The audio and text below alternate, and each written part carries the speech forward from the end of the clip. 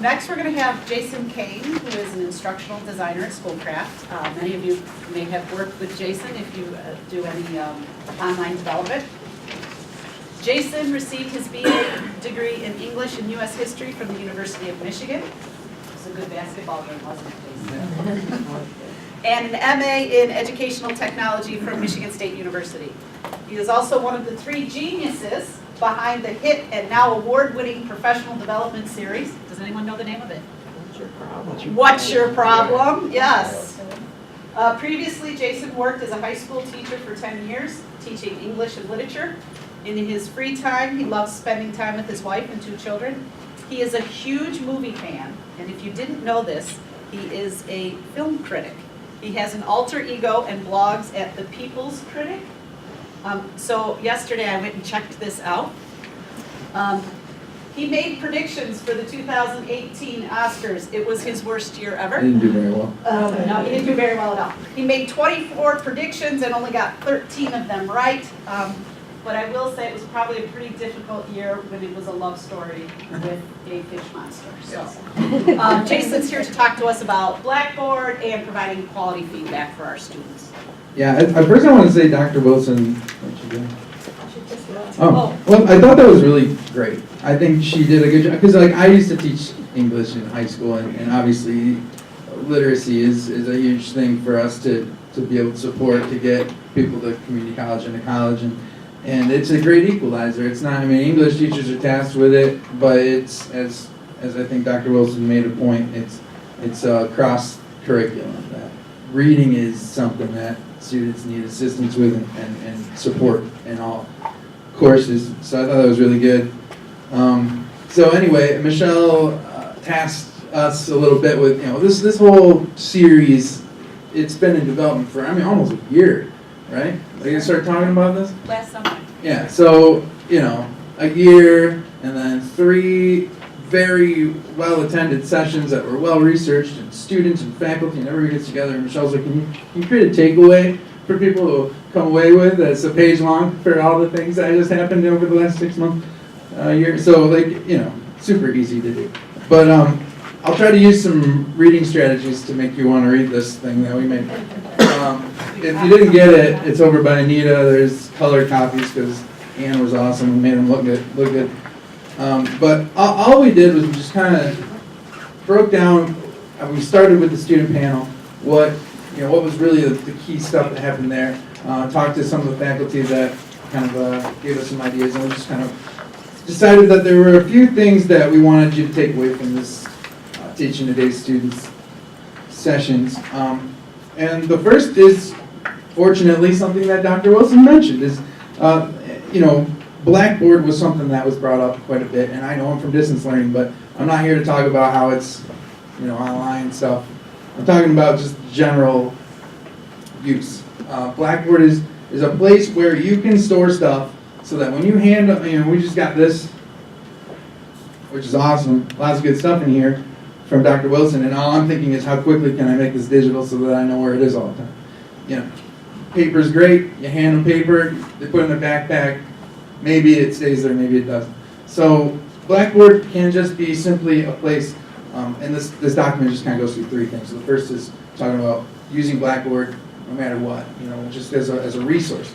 And the first thing about it is it's a place to compile resources, even if it's just the first things that you give out on that day 1. They're overwhelmed. We already know that the student's coming in with all kinds of stuff that's going on, and this is a way to back up the information. When I was teaching high school, I used Blackboard actually because my school had accounts for us, which was kind of nice.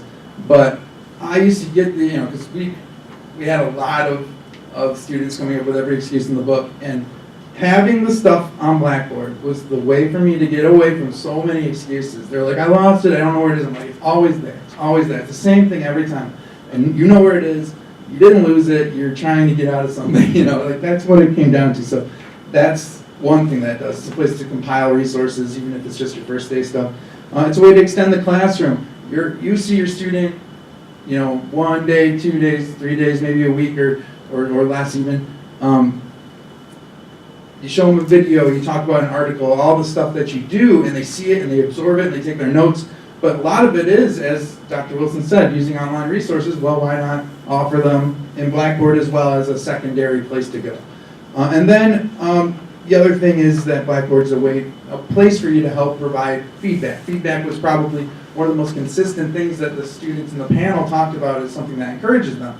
And whether you're providing it through an email or using the announcement function in Blackboard, which then connects to the emails, or using Grade Center or interactive rubrics, you don't have to build a lot of stuff in Blackboard. It's just like you can use some of the feedback functions to help with that. So we thought Blackboard will help with a lot of the things that the students talked about on the panel.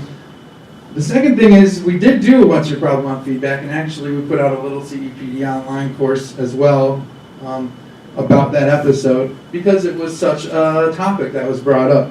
And so we came up with a quick little blurb about some of the things that you can do to kind of improve your bang for your buck on feedback. There's one study that was published in the Association of Supervision and Curriculum Development that says that students don't learn much from feedback provided more than a week after completion. They've already moved on. So sometimes just timeliness. What you say matters, but when you say it also matters. So one thing to do is just to keep that in mind. Blackboard, again, can be helpful in that regard, or however you want, but keeping the timeliness in mind. Specific, general feedback's great, but specific feedback is proven to be more of a motivating factor. So taking the time to say, not every assignment that you do deserves specific feedback, but every once in a while you offer something where maybe you decide, I'll be specific here instead of super quick and timely. This is a place for me to take a day instead of half a day and just give something more specific and encouraging and scaffolding. And then lastly, the personal thing. Let them know you know who they are, use their name, things like that. They're all just general motivating factors to provide some personal feedback. And like I said, there's a little bit.ly there if you want to watch our What's Your Problem on feedback. We covered kind of the same things here in a little more detail. And the last thing that Michelle asked us to talk about is Grade Center, which can be super complicated, no doubt about it. The Grade Center can be as easy or as complicated as you want. And Brad Stetson is a really good faculty contact if you want to know some of the more, complex ways to use Grade Center. He does instruct on our distance learning credentialing courses, and part of it is about Blackboard and about, obviously it's all about Blackboard. Part of it's about the Grade Center. And so he can get you through some of the larger bumps in a pretty, I think, reasonable way. He's done some sessions on this for us before at the last Michigan Blackboard User Group Conference that was held here. He presented on it, so he probably has all that stuff still. So if you want to know any more. But I just broke it down to a few things that I thought were simple but maybe underused. And the first is you can create grading schemas. And it's as easy as you go into your Grade Center, and I put some of the directions there as well as screenshots, and just say create grading schema. And you can name it what you want, and then all of a sudden you can, instead of just using percentages, you can tell that the percentages equal letter grade. And then you can determine, like if you enter a letter into your Grade Center, it will make an average percentage that you decide if that's how you want to run things. Or if you create a certain range that equals a letter grade, you can have that display. Or if you put in percentages, you can have points displayed. There's a lot of ways to do it. So if you go in and create, you can play around with it. You're not going to screw anything up. So you can kind of create grading schemas, see how they work. And then you can actually create totals columns in your Grade Center that will show those schemas. So you can show their points, you can show their letter grade, you can show percentages, all of the things that you want to show or don't want to show. So there's some stuff about that. A reminder on entering zeros.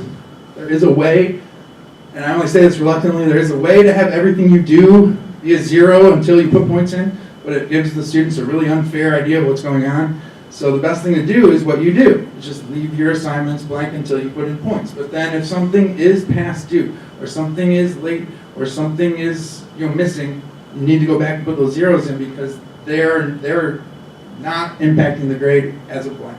And so if you want students to have a really good snapshot of what they're doing, you're going to want to make sure you put your zeros in. And I think I already talked about the primary display there. And this QR code at the end and that bit.ly go to a little website that goes through some of the things you can do with Grade Center that Brad uses in our credentialing courses, so you can use that too if you want to try it yourself. It's basically what I put in here along with some extra details. So that's what we came up with. I thought it was kind of a good summary of the things that were brought up in these sessions. I think it goes kind of nicely as a takeaway, hopefully. And so, thank you, and let us know if you have any. Yeah. On the grading scheme, is it possible to set it up so that your department grading scale is in there, so at the end, it can look at the percentage and pop back out what the 0 to 4 point is? It would copy if we put it in RTT, and it would be there. And then it's user decision on if you use it or not. Because you can choose which ones you want to use or not use. You can decide what totals columns you want to put in there. It's sort of a customization. But we can talk more. Yeah. Thank you. Yeah, no problem. Yeah. I have a question about entering zeros. Yeah. That's a great concept, but please help me understand. In my online classes, I do allow late submissions Sure. for some assignments. Sure. So I do not enter those zeros because if I did, that would prevent the students from actually submitting the assignment. Am I right? It could, and So again, how do it's very much the culture you create. Right. If you make that statement ahead of time, like if it's late, it's a 0, I have a late policy, I will adjust the grades accordingly. But if they see their grade, all they do is go in and say, I want to see what I have right now. And they see, oh, I have an A. Because you're waiting to see if they turn something late. It depends on the relationship and the culture you create in class. It's just a practice. It's something Michelle wanted us to mention, just to say, that there is a reason to kind of consider this idea of putting in the zeros. But when you're putting a 0 on Blackboard, it does not preclude the student from submitting the assignment.